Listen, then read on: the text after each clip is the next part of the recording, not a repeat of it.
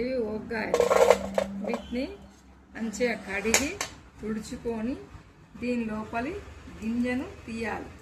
గింజ చేదుగా ఉంటుంది కాబట్టి ఈ గింజను తీయాలి. తీసేసి మంచిగా ముక్కలన్నింటినీ నూనెలో వేపి చట్నీ పెట్టుకోవాలి.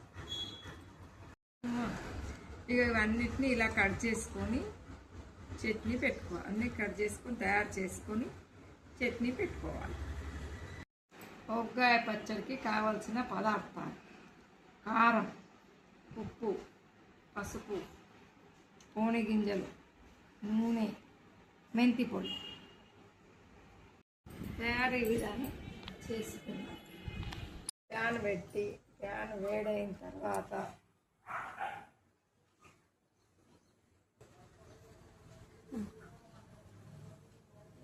4 టేబుల్ స్పూన్ల ఆయిల్ వేసుకోవాలి.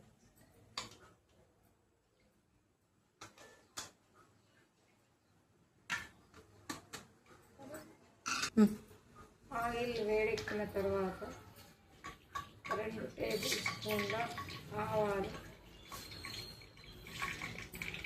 1 ఎండుమిర్చి వేసుకోవాలి.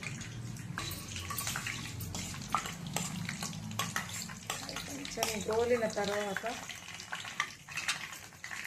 వెల్లిపాయలు వేయాలి. ఇవి కూడా కొంచెం పచ్చి ధనం పోయే వరకు వేపాలి.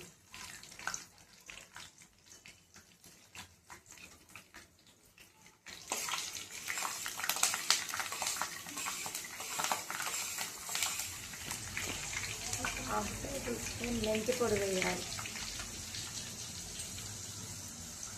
కొంచెం కరివేపాకు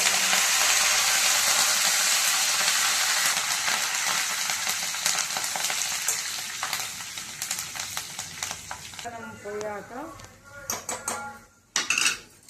ఇలా పచ్చిదనం పోయాక 1 టేబుల్ స్పూన్ పసుపు వేసి ఒగ్గాయల్ని వేసుకోవాలి. ఇవి కొంచెం పచ్చిదనం పోయే వరకు పోలిచ్చాలి, వేపాలి. ఇలా వేపాలి పచ్చిదనం పోయే వరకు. మీడియంలో పెట్టుకొని వేపండి.